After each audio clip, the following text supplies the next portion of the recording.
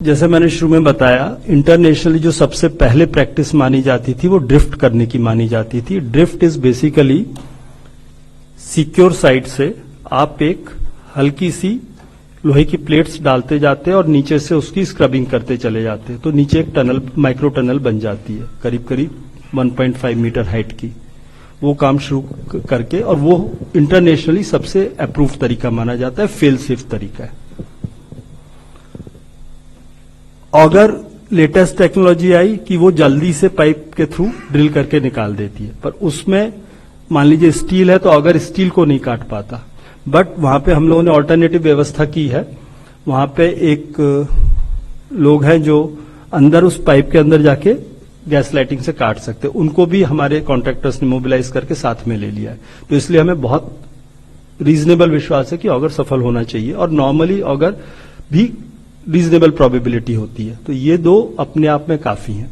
पर फिर हमने बाकी सारी व्यवस्थाएं क्योंकि 17 तारीख को जब वहां पे अर्थ का मूवमेंट हुआ तो एक बात बताई एक्सपर्ट्स ने कि ये चीज आपकी खतरे में पड़ सकती है कि यहां पे कहीं और चीज ना कुछ हो जाए एज ए सेकेंडरी इवेंट, क्योंकि वो जैसा आपने बताया फ्रेजाइल जियोलॉजी है। तो उस घटना में उसके बाद हम तैयारी करें, उससे बचने के लिए हमने बाकी सभी ऑल्टरनेटिव तरीके कर दिए, क्योंकि फ्रेजाइल इकोलॉजी है, इसलिए वर्टिकल हमारा सेकंड बेस्ट ऑप्शन है। बेस्ट ऑप्शन हमेशा हॉरिजॉन्टल माना जाता है। Drift is a fail safe model, पर उसमें 12-15 दिन लगने की बात होती है, इसलिए हम लोगों ने इन दो पे काम इमीडिएटली शुरू किया था। एंड दैट इज कि यदि कोई दूसरी चीज नहीं है तो उसकी भी हमने सिक्योरिटी कर दी है, इसलिए रीजनेबल कॉन्फिडेंस है कि इन्हीं में काम हो जाता है, बट बाकी सब पे काम शुरू कर दिया है। अगला प्रश्न हम सामने से लेंगे। सर, निशांत राय, न्यूज नेशन से। अगर बात की जाए सर, वहां का मौसम कितना साथ दे रहा है, क्योंकि अभी आने वाले समय में मौसम लगातार खराब होगा, तो उसके लिए आप लोगों ने क्या तैयारियां कर रखी हैं? मोटे तौर पे अभी तो जो मौसम है रीजनेबली साथ दे रहा है। अभी नवंबर का महीना है और अभी हम लोग जब 6 इंच का पाइप डाले थे तो उस समय हम लोग वी आर ऑल्सो एग्जामिनिंग कि can we send some small warm, जो ओढ़ने के लिए चादर टाइप, शॉल टाइप होती है। बट जहां तक हमारी जानकारी, जब वो ट्रैप दोनों तरफ से होते तो अंदर सर्दी नहीं होती, गर्मी होती है। इवन टनल में जो नॉर्मल इस साइड काम करते हैं तो थोड़ा सा गर्म माहौल रहता है, बाहर आके आपको सर्दी लगती है टनल के। तो इसलिए हमें लगता है कि उसके पहले हम लोग निकाल लेंगे। जैसा पहले मैंने विश्वास करके आपको बोला कि जैसे भी होगा सुरक्षित निकालेंगे। समय अलग अलग प्रयास में कौन से प्रयास से सफलता मिलती है उसकी बात है। Next question. तकरीबन 2000 मीटर पे है। This is about 6500 feet high. तो आप समझ सकते हैं नैनीताल, मसूरी इस तरह की हाइट है तकरीबन। टेम्परेचर्स उसके मुताबिक होंगे। तो इस वक्त ज्यादा सर्दी नहीं पड़ी है इस साल। गनीमत है कि उस तरह का विंटर अभी तक नहीं आया है, और इससे पहले के आए मुझे पूरी उम्मीद है कि हम लोग इनको निकाल लेंगे। Next question please, and after that pass to Rashtriya Sir, Sahara. Mohit from Times Now. Sir, as you were talking about the difficult terrain, and sir has also informed, that is one of the major aspect that has stopped the rescue operation, or rather has hindered the rescue operations.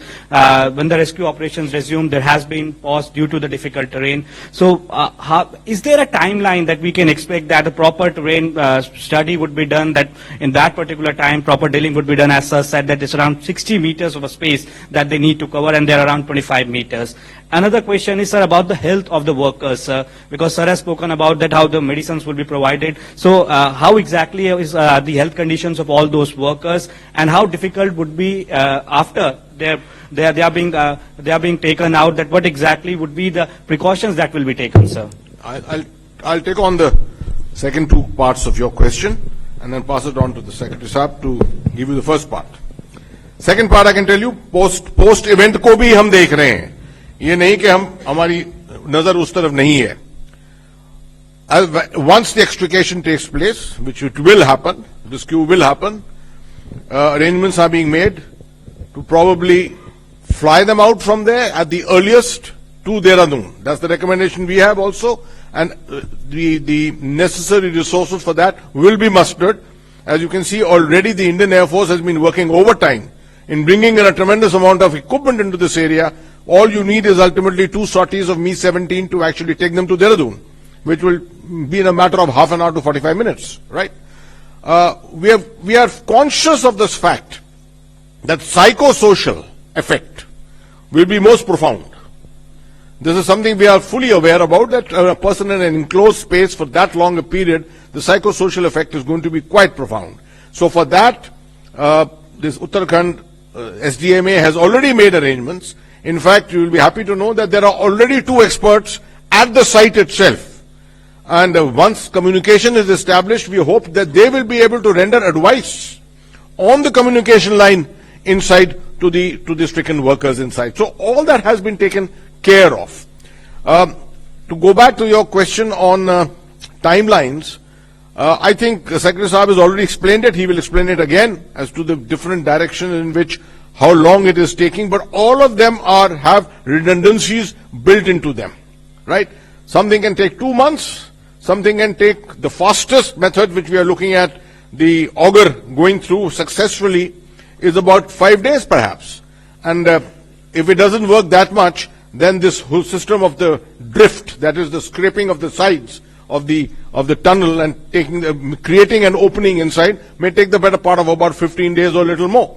So that's the broad timelines on which you should be looking at this whole thing.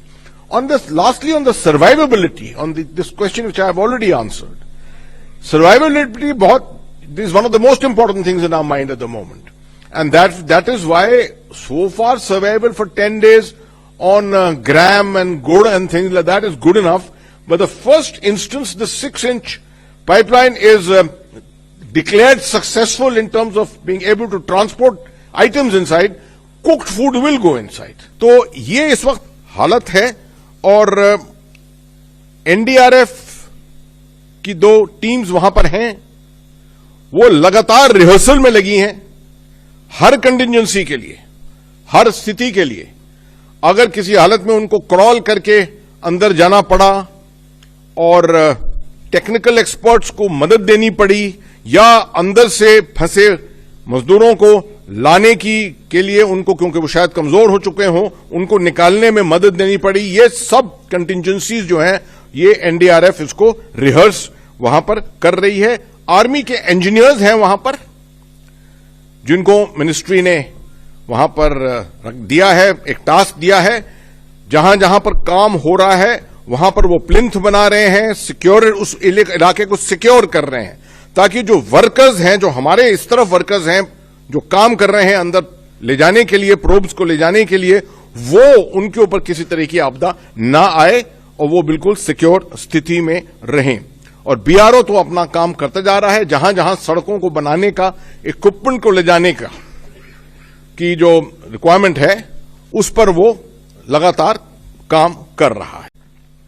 Now इस वक्त वहां पर अलग अलग agencies हैं, NDRF है, ITBP है, army engineers हैं, एसडीआरएफ है उत्तराखंड की, फायर और इमरजेंसी सर्विसेज हैं, बॉर्डर रोड्स ऑर्गेनाइजेशन है और बेशुमार और टेक्निकल एजेंसीज जो भारत सरकार के साथ मायना रखती हैं, वो वहां पर इस वक्त काम कर रही हैं।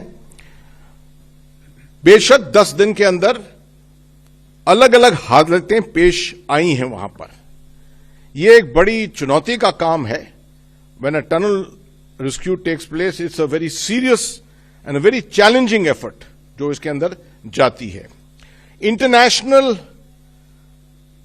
कंसल्टेशन भी हुआ है, यहां तक कि 3 या 4 कंसल्टेंट्स जो हैं बाहर से, इंटरनेशनल एक्सपर्ट्स, वो भी साइट पर आए हैं, उन्होंने भी अपनी सलाह वहां पर दी है। The government has made sure that wherever we had knowledge of experts, those experts have been flown in, have come in here and are available for advice. जो ट्रैप्ड वर्कर्स हैं, एक परसेप्शन शायद बन सकता है कि शायद वो बड़ी क्रैम्प्ड कंस्ट्रिक्टेड स्पेस के अंदर हैं। ये शायद सरासर गलत होगा सोचना। There is an ample space inside up to about 2 kilometres almost. और जो अच्छी बात है वो है कि जब ये केव इन हुआ तो उस वक्त जो पावर ग्रिड से जो लाइन अंदर जाती है, वो लाइन कोलैप्स नहीं हुई, वो कटी नहीं। तो inside there is lighting also available. साथ ही एक 4 इंच का, शुरू में 4 इंच का एक जो पाइप था, वो भी अवेलेबल था right from the beginning, because that did not break up, did not get destroyed. So we had a lifeline with the people inside through which initial rations, survival rations, जैसे अब फौज में होता है, survival rations were pushed through a compressor. जो आपको मालूम है कि टनलिंग के वर्क में कंप्रेशन का काम बहुत होता है. So the compression equipment was there, a lifeline is there, and the compressing equipment being used to push in these essentials. उसके साथ साथ मेडिसिन्स, एसेंशियल मेडिसिन्स, ऐसे क्लोज्ड एनवायरनमेंट में आमतौर पर विटामिन डी, विटामिन सी की खास जरूरत होती है. Efforts have been made to push in these items into that space, into the space where these 41 workers are at the moment existing. सबसे पहले खाना भेजेंगे, उनसे वहां से और क्लियर बात भी हो सकेगी. मोबाइल्स भेज देंगे, चार्जर्स भेज देंगे, है ना. और मैं कोशिश कर रहा हूँ, मेरे दोस्त है लखनऊ में, उनके पास कोई डिवाइस है जो कि फोकस्ड कोई बीम भेज करके अंदर वाईफाई चालू कर सकते हैं. ऐसा कुछ बोल रहे हैं वो आएंगे यहाँ, ट्रायल्स करेंगे हम और उसको फिर उसको एक्टिवेट करेंगे. जी डीआरडीओ का रोबोट भी अंदर काम कर रहा है. डीआरडीओ को रोबो अंदर गया हुआ है ढूंढने के लिए कि ऊपर से कहीं और कोई एक्सेस है जहां से कुछ और ऑप्शंस को हम एक्सप्लोर कर सकते हैं. मजदूरों तक हम लोगों की पहुंच आसान हो चुकी है. यस बिल्कुल आसान हो चुकी है. हमने सारे 5-6 एजेंसीज को इकट्ठा किया है, उनके साथ कोऑर्डिनेशन कर रहे हैं. हर एजेंसी को हमने स्पेसिफिक टास्क दिया है. किसी से हॉरिजॉन्टल ड्रिलिंग करा रहे हैं, किसी से वर्टिकल ड्रिलिंग करा रहे हैं, और इन सब एजेंसीज के बीच में तालमेल रहे वो हम लगातार, हमारी टीम यहाँ बैठकर उसको मॉनिटर कर रही है रेगुलरली. और जितने हमारे आर्मी के, बीआरओ के और अन्य ऐसे एजेंसीज हैं जिनसे हम बैंड का, अदर रिसोर्सेज का ले सकते हैं, कोई भी कंट्रीब्यूशन वो हम ले रहे हैं. और सबसे बड़ी बात, डिस्ट्रिक्ट एडमिनिस्ट्रेशन हमारे साथ है बिल्कुल, और डीएम साहब हैं, एसपी साहब भी हैं साथ में. अभी अर्पण आप जुड़े अभी हमारे साथ, तो और उनके साथ एनडीआरएफ, एसडीआरएफ के सारे लोग तैनात हैं. हम लगातार इस काम पे, इस प्रयास पे लगे हैं कि हम जल्द से जल्द ये जो इंसिडेंट हुआ है इससे हम अपने जितने हमारे भाई अंदर ट्रैप हुए हैं उनको हम जल्द से जल्द निकाल पाएं. ये हादसा जो हुई है 12 नवंबर को हुई, दिवाली के दिन, और तब से तकरीबन आप समझिए कि 10 दिन हो चुके हैं. ये है बड़ी चुनौती की स्थिति, जिसके अंदर एक जो टनल है जो बन रहा था उसमें एक कोने पर, उस टनल के अंदर कोलैप्स होने की वजह से, और दूसरी तरफ का टनल जो है वो तैयार नहीं था, तो तकरीबन 2 किलोमीटर का गैप बीच में आ गया है, जिसके अंदर 41 हमारे वर्कर जो हैं वो फंसे हुए हैं. अब प्रयास हो रहा है हर तरफ से कि इनको कैसे जल्दी जल्दी निकाला जाए. इसमें अच्छी बातें चंद एक हैं. नंबर 1 के एक शुरुई से 4 इंच की एक पाइपलाइन अंदर इस तकरीबन 70-80 मीटर के जहां पर कोलैप्स हुआ है उसके बीच से निकली हुई है पहले ही, की जो कोलैप्स नहीं हुई है.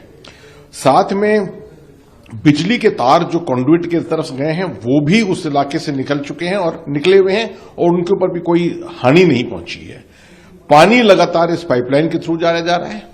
खाना, और वो भी बेसिक राशन, सर्वाइवल राशन, इसके जरिए कंप्रेस्ड एयर्स के साथ उस 4 इंच वाले पाइपलाइन में जा रहा है. अब अच्छी खबर यह है कि वो 4 इंच के अलावा अब एक 6 इंच की पाइपलाइन और बन गई है, तो इसके अंदर साधन और बन गए, खाना ज्यादा जा सकता है. मेरे ख्याल में अब पका हुआ खाना, गर्म खाना भी जा सकता है. वहां पर आपका जो सवाल है कि ये कितने दिन तक चलेगा, जो प्रयास हुए हैं, आप समझिए कि दुनिया के हर टैलेंट को हमने कांटेक्ट किया है, ऑनलाइन पहले, उसके बाद फिजिकली 3-4 दुनिया के एक्सपर्ट आए हैं यहां पर जो अपनी एडवाइस दे रहे हैं.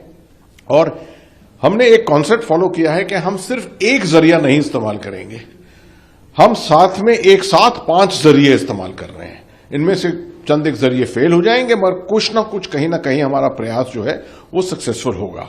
जो सबसे सक्सेसफुल होने का जिसमें चांस है वो ये हॉरिजॉन्टल प्रोब जो कर रहे हैं, जिसके अंदर टनलिंग मशीन को निकालकर वहां पर एक ऑगर की मशीन, छोटे पैमाने का टनल जो है वो बनाया जा रहा है. उसके अंदर स्टील के पाइप जो हैं वो डाले जा रहे हैं और स्टील पाइप्स को वेल्ड किया जा रहा है अंदर. तो आप समझ सकते हैं कि चुनौती कितनी बड़ी है कि जब आप 30-40 मीटर अंदर पहुंचेंगे तो आप अंदर जाकर वर्कर जो है अंदर जाकर और वेल्डिंग करेगा तभी आगे प्रोग्रेस हो सकता है।